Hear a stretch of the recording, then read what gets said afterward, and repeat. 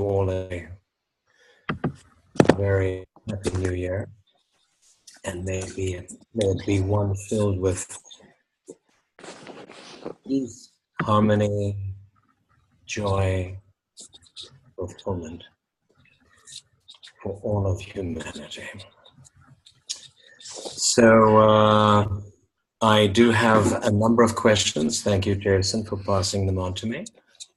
And some are really simple, like what's going on in the universe, what's energetically, and what is the purpose of life alignment. Some simple ones like that.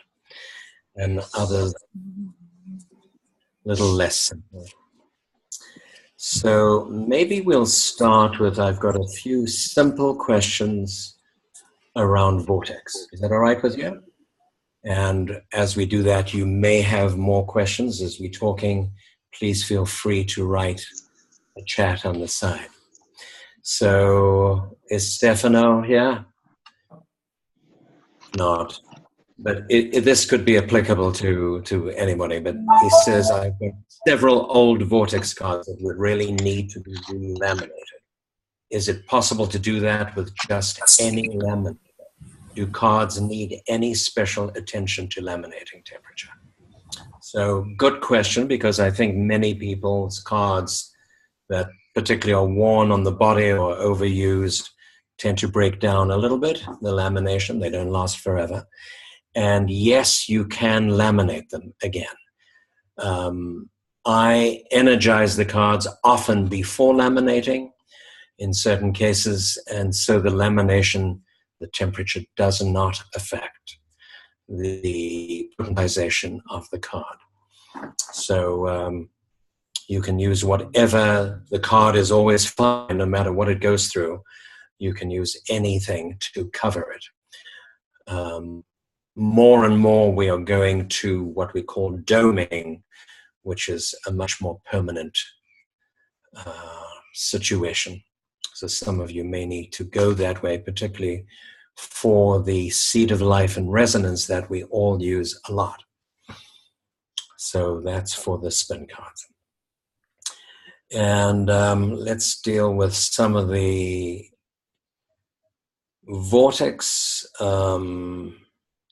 Christine, I notice you have something on the mat. I sleep on the mat every night. If trembling, I bring the mat, cannot live without it. I've tried to sleep without the mat, but the sleep quality is very different.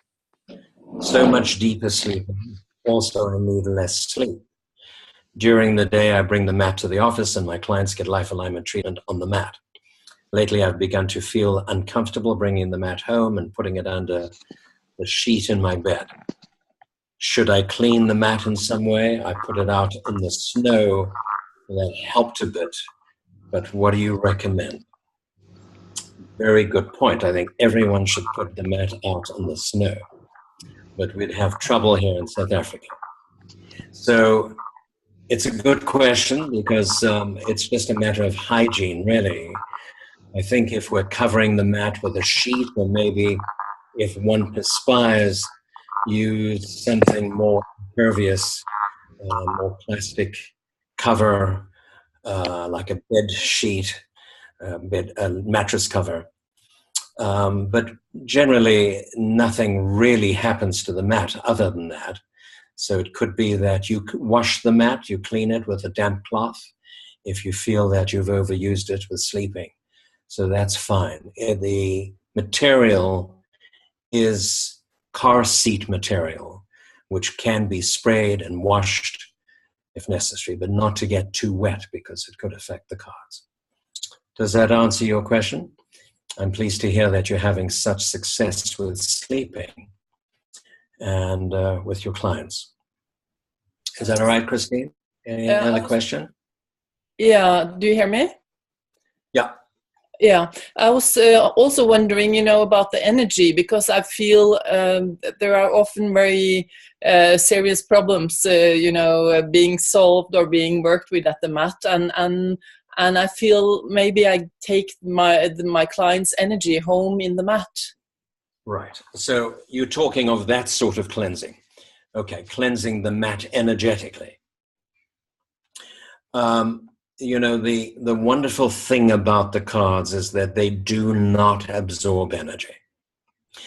Unless somebody had a very negative intention in terms of using them. But most of us are very positive about it. And my experience, I don't know what anyone else has felt and experienced, my experience is that they hold a positive charge. In other words, they do not take on anything and do not have to be cleansed. Who else has felt that? Experience that over the years, because they do not get depleted over many years of using it. In fact, they seem to get stronger. So from that perspective, Christine, sorry if I misinterpreted, yes, I don't think you need to do anything in terms of cleansing the energy. Okay? Jeff, I have a follow-up question about the mat. Right. On my massage table, I have a soft heat pad, Right. and underneath the mat. Is that okay? Yeah, I've had that question from one or two people. Uh-huh. And as long as it's not so hot that it's going to melt anything, but I'm sure it isn't. So the heat should not affect it. The mat, of course, will protect the individual from the heat mat. But typical mats, heating mattresses are not that hot. So Right. if it is very hot, you can put a pad or a sheet in between. It's very soft, and they can actually feel the mat, the gentle heat through the mat. Right. Thank you. Yeah, and a lot of the time, people feel the heat from the mat itself. I don't know how many of you felt that, but many people lie on the mat and say, my goodness, this is hot. Because particularly as it's interacting with the body.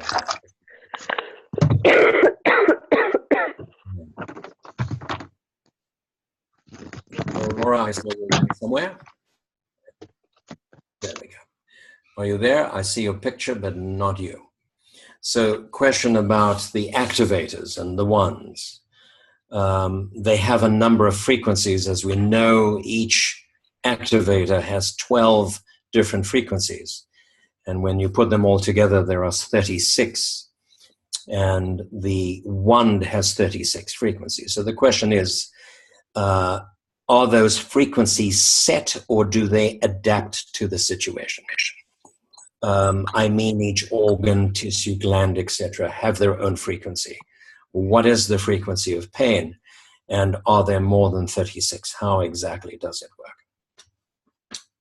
Are you understanding that question? And it's a complex one. I don't think, from my experience, that the activator will adapt to the organ in question.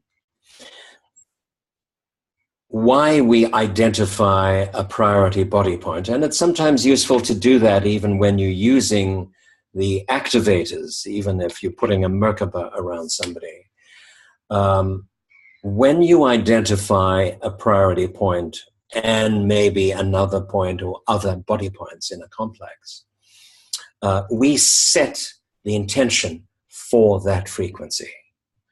And what the activators do, as well as the other cards, although the other cards are placed specifically on particular organs, so they work more in that harmonic resonance with the organ. But when you're creating a field around a person, you're just uplifting their resonant frequencies. That will be in accordance with their bodies. So it's not that, they are resonating with any of the cards specifically in the mat, but it's uplifting their frequency to a higher frequency that's in the field. Does that make sense for you? But I don't think they adjust specifically to the organ. The same thing with the wand, and here it's quite different because we often using the wand into a body point. So, of course, because there is a resonant frequency for that body point, it may be an organ or connective tissue or something like that, it will harmonize with that particular organ or gland or system, because it's more specifically through a particular pathway. So we have two uses with the cards that are in the activator and in the wand. One is the focused penetration of energy into a pathway which has its own frequency. And of course, everyone's liver and everyone's kidney has a different frequency. It's not like there's the same frequency for the liver. There's a similar frequency because the liver has its own nature, but everyone will have different levels of toxicity and chemicals and so on. So that's one way of using the activator cards, through what we might look at as like a laser beam into the pathway. Whereas the other way of using those cards in the activators is generating a very powerful field that uplifts the whole according to the individual frequencies of the body. Pain has multiple frequencies. There's no set frequency for pain because it depends on what sort of pain and what sort of emotional charge there is in the pain. Does that answer your question? So I can't say that pain would have any resonant frequency specifically. When we do a pain balance, we connect the pain to an organ or a gland, to a body point, which will then harmonize, or the body will reveal its harmonious connection. Okay?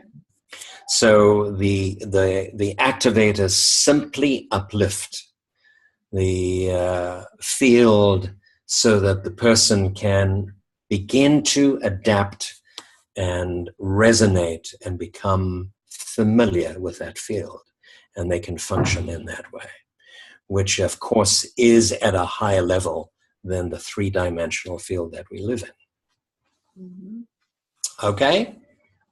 Yeah. Chiara, is Chiara around?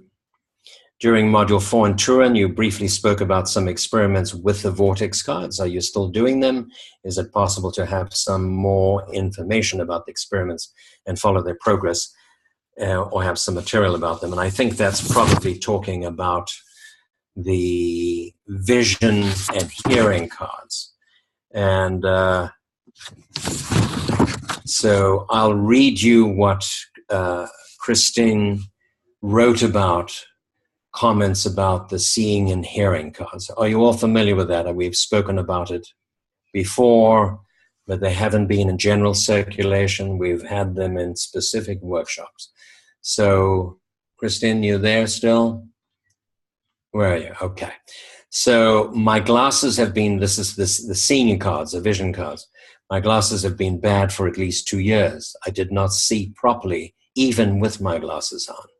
After putting the vision cards on my glasses, I have not been thinking about new glasses for a moment.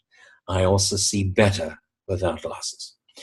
So that's sort of a general feedback. People feel they can see clearer. There's less stress, because what the cards do is they remove the emotional charge around seeing. So, of course, seeing, issues around seeing is, well, I don't want to see this reality, or I didn't want to see something, or something about myself. And so what they do is they help release the emotional charge, as well as affecting the vision at a physical level. So a lot of people feel that a minute or so after wearing the cards, everything looks clearer. There are more colors, broader. Some people have had to change their prescription, like myself and a few others that I've heard of, but that's not always the case. It's sometimes just removing, it's almost like removing the fog from your eyes that have been covered by emotional filters that now that the filters have been removed, suddenly I can see clearer. Okay, the hearing cards, this is from Christine. Both my husband and I have been using them. Previously, we did misinterpret words all the time and asking a lot. What are you saying? With hearing cards, that has not happened until yesterday, and when I checked, I'd lost mine. I'm not sure what you're saying there. But they will do the work that they need to do, and actually you don't have to keep wearing them all the time. I wore my vision cards for 2 weeks, waited 3 months until I did a vision test, and the change was quite dramatic. So it may work in the first day or 2 or 3 or ongoing. So that's the effect. When they come into circulation more broadly, we are still in experimental stage. We don't have them in different countries. They've just been in our workshops. But if you are interested in vision cards and hearing cards, please drop me a line, let me know. I haven't actually started producing them here in South Africa. We're looking for better solutions that they last longer on the glasses. Any questions around them? All clear? Good. So next. And some of them are very interconnected. But I'd like to look at Orna. Is Orna online here? Can you talk a little bit about the scope of practice and conscious awareness where distinction and discernment LA practitioners are recommended to have with conditions arriving to their clinic?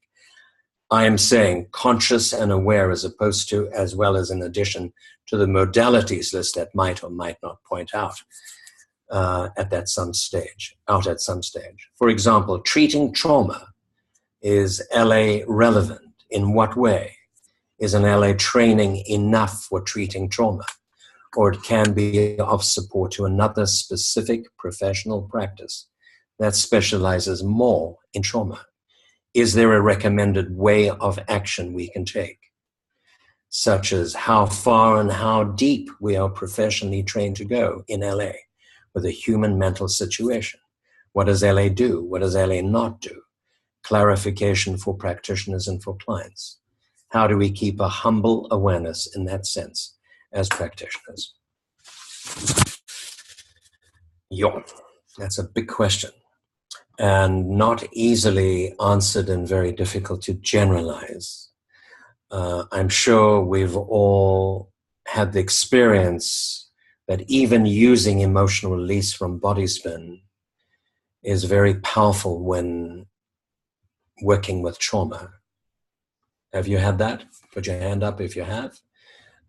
Working with traumatic situations, and certainly the emotional process. However, this, of course, depends on the individual practitioner, how much experience they've had in dealing with their own trauma, how much life experience they've had, how confident they are in the process. Each one will have a different ability. And what tends to come up as a priority would reflect the ability of the practitioner. Nothing I have found comes up that the practitioner is not ready to deal with. Have you found that? Sometimes it may be at the edge. It may push you to some extent because your higher self may say, yes, you are capable of this. And you just have to extend yourself. But in general, if, and one could ask that question, which often will show up with permission, if the case is very extreme psychotic conditions, you probably would not get permission to work on that, and may come up with something that is not as psychotic and traumatic that would open up a pathway for another time to be dealt with. And that's my experience after years of working. If somebody typically has psychotic episodes, what will come up may be quite mild, so that it will just begin to clear the layers of the onion. Can you relate to that? Anyone in agreement? Yeah. And so I don't think we have to worry that much. And yes, if somebody comes to you with severe medical conditions or mental, psychological, I would certainly work with a professional practitioner in concert with them, so that you've got someone to, back you up. So yes, if it's a severe case, I might not want to work with that and bring in a psychologist or a psychotherapist. But that's depending on your sense of confidence, your alignment, and your ability. Okay? Jeff, it's David. Can I give an illustration of this? Sure, David. So years ago, I was teaching a Module 2 class, and one of the people that I saw privately was in the class. And when I was working with him privately, we were processing the tragic loss of his parents in an accident 45 years before. And we did a practice sessions after the class, and this young woman was working with him, and I just passed by the table, as she said, and the time frame is 45 years ago. So I thought I should hang out and listen to what was going on and support her. But she didn't bring up, so his higher self scanned her and her knowledge and ability, and instead of him processing the tragic loss of his parents, what he processed from 45 years before was his anger at his hockey coach. Same time frame, working with emotions, but not dealing with the tragic loss of his parents. I just thought I'd push that in as a way of reinforcing that we're given what we can handle. Excellent example. And the higher self will discern this according to where they're at, and if it's an appropriate place to have an emotional traumatic experience, or because there are always levels beyond levels. And the biggest principle of life alignment is that we do not re-traumatize. We're all in agreement with that? And based on that, the higher self will look at a situation, as David has described, that may touch on the essence of what it is they're dealing with. Does that make sense? Thank you for that example, David. Can I say something, Jeff? Yeah. About what I've seen in workshops. Sometimes more dramatic things come up because it's the group energy as well, and right. because the teacher is there to help them. So that's, it's given them the confidence actually to touch on something quite deep. So right. That has been my experience that I had in the last module 2 that I did. Right. But they were confident because there was someone there that was supporting them, right. teaching. Excellent. I really recommend that practitioners, no matter how experienced, come to as many open workshops as possible, because in an open workshop, and this is a big part of the question of this question, in an open workshop, certain things will arise that are more dramatic than maybe in a one-on-one because of the group energy and because of the facilitator or whatever. But when people have seen the resolution from something very desperate and very traumatic to a transcendent experience, when they've witnessed that enough, that gives them not only the confidence, but the sense of ability that they might have. Well, maybe I can do that. Because the thing about life alignment is that, and what we see in our practices and certainly in our open workshops, is that we have the ability to take somebody from a deeply traumatic, desperate state into a state where They come into a transcendent, peaceful, harmonious situation. And that can happen in 10, 15, 20 minutes, which basically, what is the message that goes out from that, is that no matter how horrific the world is, that there is the possibility for healing and resolution. And that's probably one of the most powerful messages that come out, that emanate from our open workshops. Because we do get pretty dramatic stuff in open workshops. And to know, to have a sense of knowing and connection with, the ability to transcend or transmute a deeply desperate or traumatic state, that begins to entrain with our own personality, our own sense of ability, and our ability to connect to a higher level. So one of the questions, is Elisenda here? Is what is the purpose of life alignment, which sort of leads us into this, is that we are here really to help heal the ancient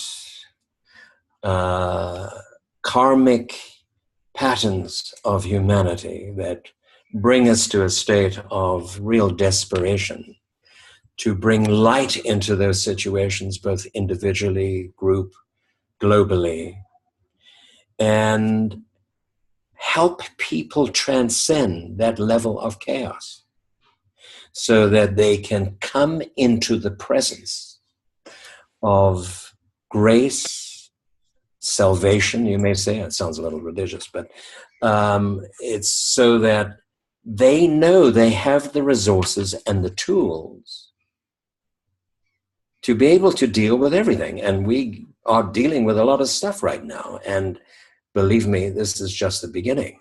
So we are having to deal with a lot of stuff and will be. And what are we doing? We're developing the resilience and the muscle to be able to stay in that still place, in that calm place, amidst the chaos. I mean, we talk about this all the time. It's a muscle that we have to exercise continuously. And I'm sure we've all felt that. We can deal with stress and chaos at another level now. Arlene's question was macrocosm, microcosm, things like becoming aware of what's happening in a country, world, and how you can see those issues reflected in companies, people's lives. Perhaps you might like to talk about this, also how this relates to our bodies and so on. What is the future vision for life alignment? Details on cards and so on. But it all fits into this topic that the recognition that actually within our cellular memory is all of this brutality and violence and stuff. And Jane, I saw you there, and I saw your question about where that memory is and how that is. Of course, that memory, when we talk about cellular memory, that's within every field of our subtle anatomy. It's not just in cells, it's sort of a metaphor, but actually the cells of our spiritual body, our emotional body. The information that we're working with is encoded and connected into our subtle field, which of course permeates the physical anatomy and our physical cells and our DNA. So, yes, we are constantly working with the mirror out there. The world is a mirror for us. We can see this as something very traumatic. That's what's going on now. And I'll give you the example of Cape Town. Cape Town is in massive crisis. We have less than 100 days before the city runs out of water, and the prospects are pretty alarming, with thousands of people lining up for water with bottles at many points and the possible repercussions of that. So people are panicking. And it's interesting that the countries often that have high frequency and high consciousness are often needing to go through this growth journey. And it's almost as if Cape Town is carrying something for the world right now. It's not just Cape Town. It's beginning to become aware of our resources and also hold water is life. It's the flow of life. And how to hold in the midst of the possible running out of our most valuable resource. It's giving us a sense of appreciation, a sense of respect for the earth, the honoring for this precious, precious resource. Interestingly enough, we are mostly water. So actually, it's a beginning, an honoring of our bodies and the frequency of our bodies, the flow of energy in our bodies, because water is essential for the flow of energy. It conducts it. So we are dealing with some very deep trauma here in Cape Town that's imminent and possible chaos. Interesting with using our technology, we've been working on manifesting rain, which we know is a possibility, but it's almost like it's not the time yet. We have to be hit to a point where it affects each one personally, because many people in Cape Town are not adhering to the tremendously strict restrictions. So we're taking a couple of second showers, we're sharing flushes, we're using very, very little water. And not everyone's adhering to that because it hasn't hit them personally. So this is what's happening in the world, is we see what's going on out there in the news and CNN and BBC or whatever it is. But until we own responsibility for what's happening out in the world and recognize the part that we hold within ourselves, nothing can change. So we've all created the situation that we're dealing with in the world. We've created the governmental status that's happening around the world, all the traumas, the refugees.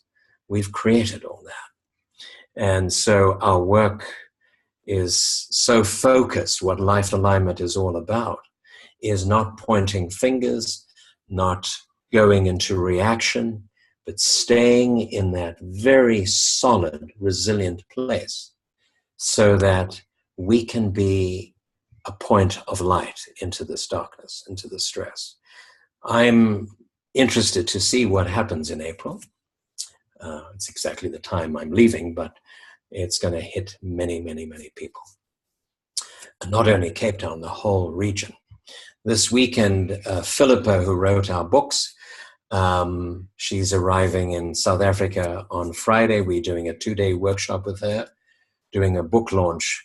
And guess what the focus will be, besides Life Alignment, is the water crisis, which is representative. So we'll be working globally, of course, but is representative of what's happening around the world. The denial of global warming, for instance, the denial of our connection with Mother Nature, with Gaia, opening up our connection and staying in a positive place relative to all of that.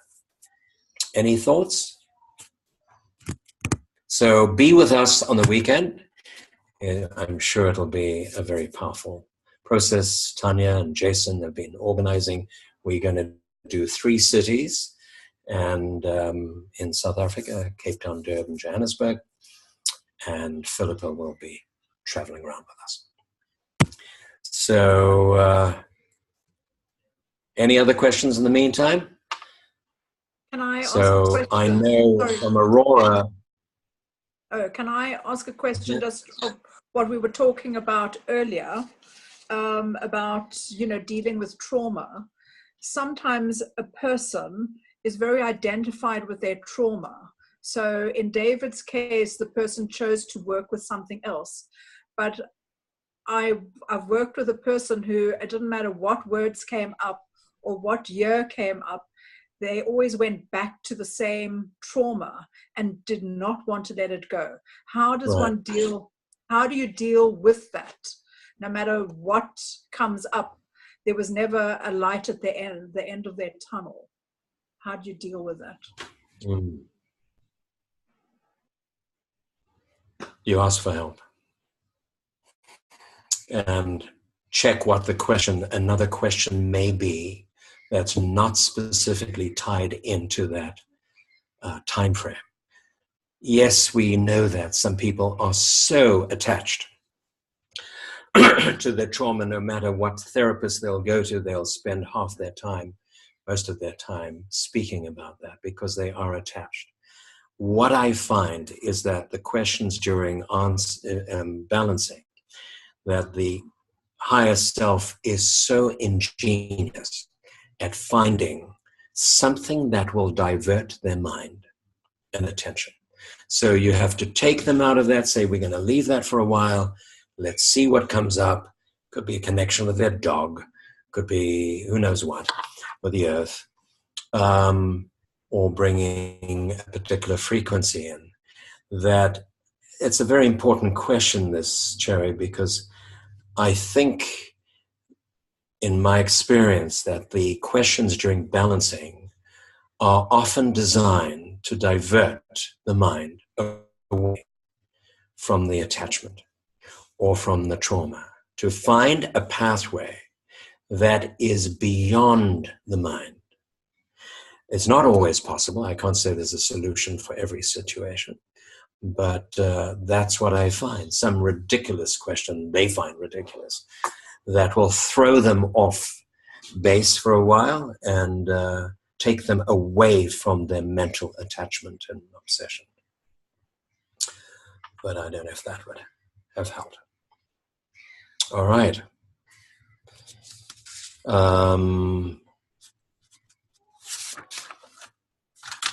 Any other question? So another question from Pirate, Sophie Pirate. It's not a question about the teaching, but open request thought about the power of the collective. I've just read about the shortage of water in Cape Town, so it's exactly on this thing. There's a lot of propaganda for fears and manipulation. I was wondering whether we could have a positive impact on this situation more globally on the manipulation and enabling fear and control to keep people in low frequencies and out of their power. While writing, I can find a concrete question for Jeff, except about how to direct our attention for global balances. Should we work on one of our specific patterns about fear, the circles or whatever, fear, control, manipulation, or is there anything more we can do? Meditation with the cards. So it's very much in keeping with what we've been talking about. How do we set an intention for a global balance? I think if we hold an open space in humility, connected to the team, to our guides, and recognize that our intentions absolutely are essential, but they just a conduit to what the universe may intend. We have set an intention in a way around the crisis around the world right now, but I have no idea what's going to happen now as we go into our meditation and our balance, because that's going to be dictated to and guided and inspired by the holding of our fields, by the teams that we work with. And I think this is one of the purposes of life alignment, is that we open to a collective consciousness rather than a egoic little bubble of energy. We are surrendering with humility to our interconnectedness, not only ours, but of all of life. and are staying open to whatever needs to happen for the purpose or for the highest purpose of the whole. And so as long as we hold our intention that we stay open as a conduit, as an instrument for healing. And of course, our clients will come with their intentions. But of course, what guides that is their higher consciousness. There were questions about causal bodies. What are causal bodies? I don't want to go into that too much now. We'll maybe leave it for another discussion. But causal bodies are, in life alignment, we keep that very, very simple. They're quite complicated. You can go into websites on theosophy, and they'll go into the causal body and the monadic body and the Buddhic body. But from our purpose, it's really the cause. It's at a soul level. That is at cause beyond the subtle levels, including the spiritual body. And yes, the causal bodies do hold memories at a different level. More causal, more universal. So as we come into alignment with the causal bodies, we begin to open to global consciousness, Buddhic, Christ consciousness, global consciousness, universal consciousness. And that's where life alignment takes us to through the modules, is that we can begin to surrender our own egoic patterns and intentions so that we can come into alignment with something much, much larger that is working out now at a very, very deep level. And I think we are greatly privileged to be alive at this time. Wouldn't you agree? It's a great privilege. And so I'm delighted to be here with this wonderful family. Let's see what comes up as a balance. Should we do that? Any other questions before we do that? And of course, as you know, our manifestations and blockages are always very simple. The solution is always simpler than we think. It could be just holding a particular line of connectedness or thought or whatever. So let's see what comes up.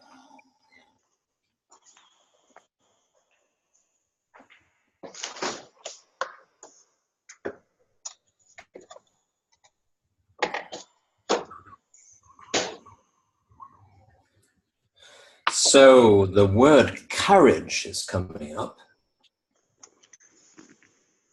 which of course is very critical. And the word love. So those two together.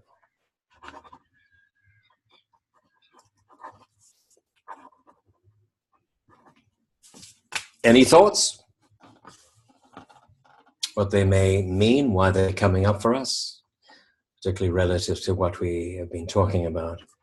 Well, Jeff, if I can say, I was just at a meeting this week around the whole sort of geometry of 2018 and us coming into balance, moving into the Aquarius, and coming into balance with the other from being balanced ourselves. But we're very much about opening our hearts to our entire environment in love, which we're only able to do obviously when we're loving ourselves. But it's about this dynamic and moving into this 2018, which is all around the endless unification and grasping the sense of interconnectedness and oneness, if you wish. Right. Thank you for that, Jessica. The interesting thing is courage is number one. It's the primary emotion, and love is the secondary emotion. That takes courage. Which is basically saying, because courage is the opposite of fear, isn't it? I mean, you can have fear, but you can have courage, which sort of utilizes that fear or transcends it. In other words, we have to have a courageous spirit to begin to transcend the fear that is happening around us. And that takes a lot of courage.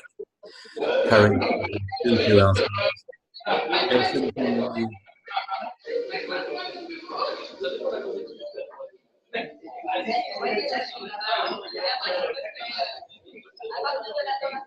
Would you mute your microphones, please? All right. Takes courage to deal with that sort of chaos as well. And I think we're called to have courage. It's taking courage for people to speak their truth. Courage to really live their truth at this time when we put on the spot. And it's difficult to access love, keep our heart open when we are in fight or flight or in fear.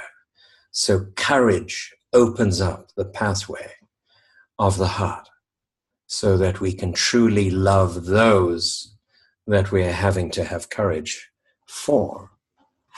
Does that make sense? Anyone else want to add?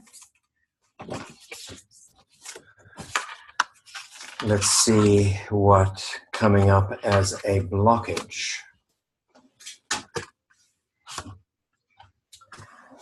No blockages. Let's see, it might be a root cause, life field. I think that's our meditation, is to open up. And this is the beauty of life around us, that we do not try to generate courage in our minds, because it's very difficult.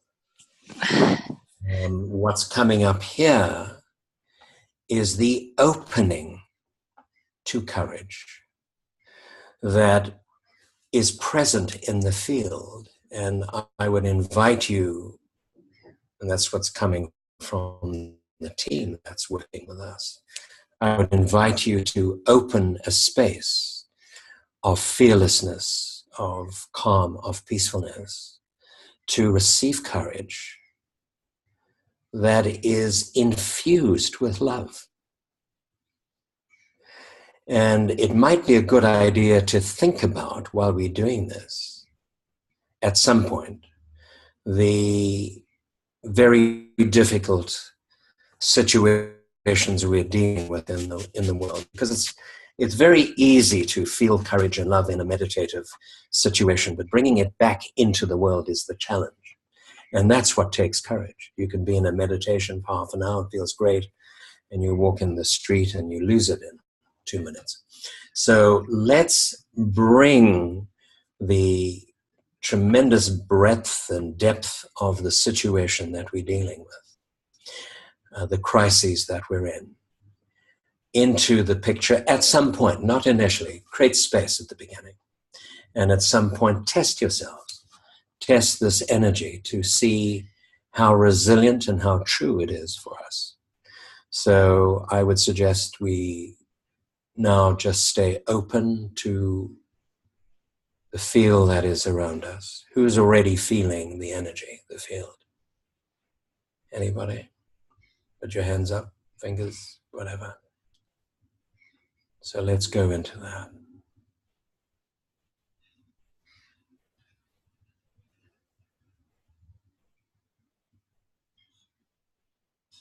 Feel that energy arising up through the spine, through the body. At the same time, down through the crown. All moving into the heart.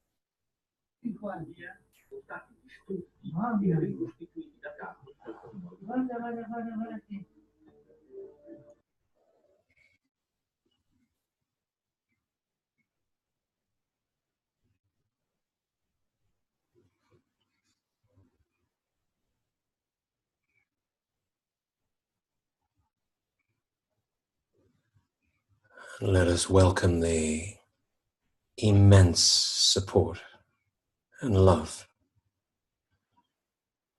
that streams down from the universe, supporting our lives personally, but supporting the globe. And the courage to let our light shine, which is one of the reasons we do this.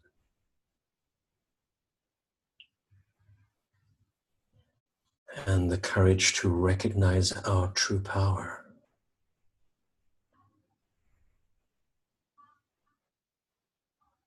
Our ability to call the rain.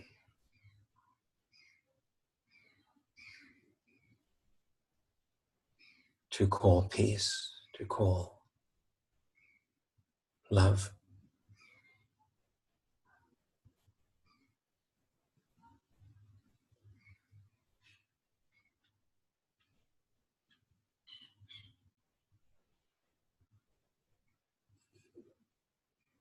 Opening the heart with deep gratitude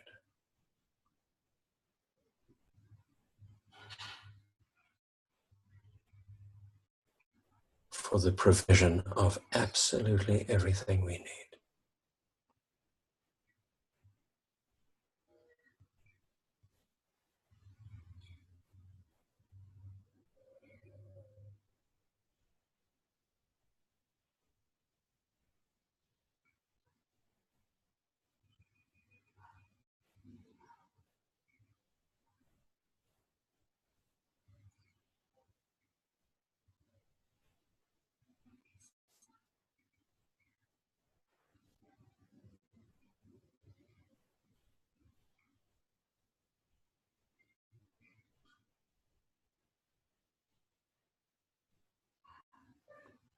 And the loving embrace of those that support us and hold us, provide for us. That opens our heart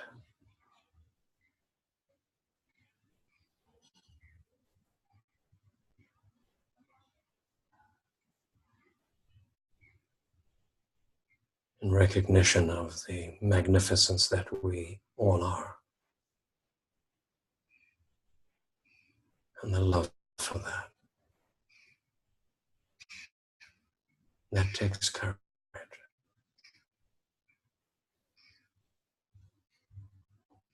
The courage to speak our truth, particularly these times when our truth is wanting to be heard.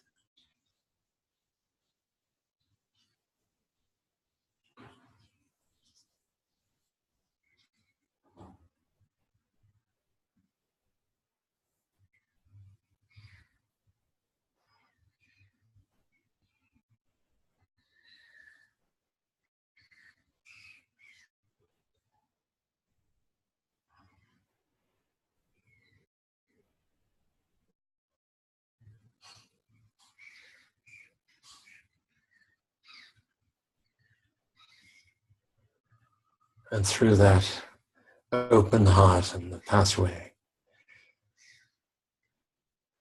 that is opened up now, to be able to emanate that love out into the world.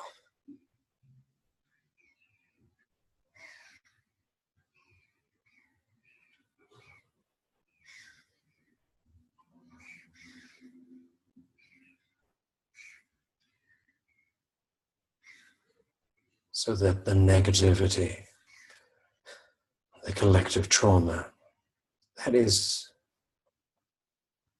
needing to manifest at this time as part of its healing, can be filled with frequency of love.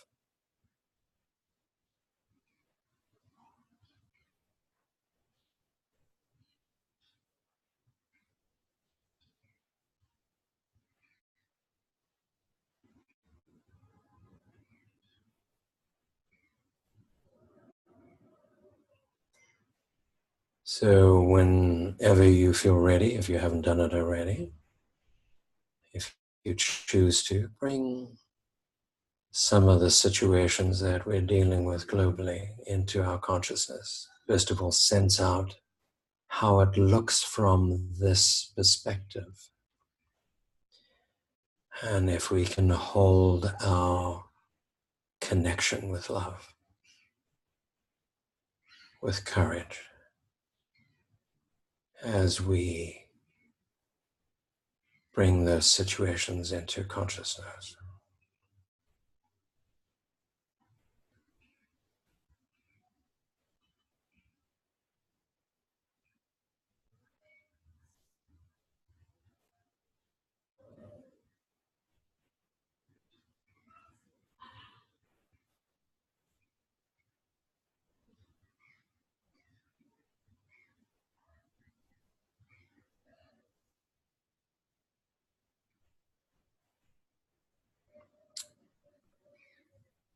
So let's give thanks to the holding pattern, the has been with us throughout this time and which will continue to be with us as we stay connected. So let's give deep thanks to that I'm sure moves beyond our mental capacities and faculties. So I'm deeply thankful for your presence together. And please hold us in consciousness here in Cape Town, particularly this weekend with Philippa. And some questions we didn't get to, we can answer next time. So let's take this into this new and exciting year of change. Thank you for being together. Big, wonderful family.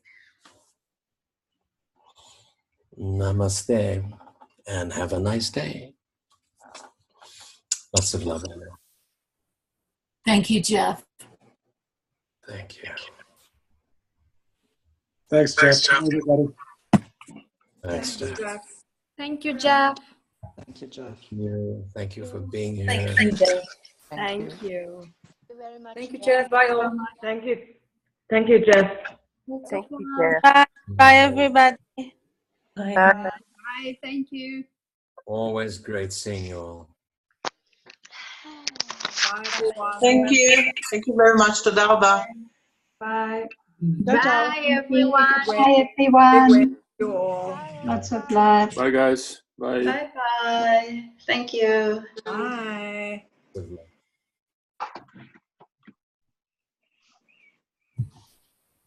Thank you, Jeff. That was amazing as usual. I'll see you this weekend.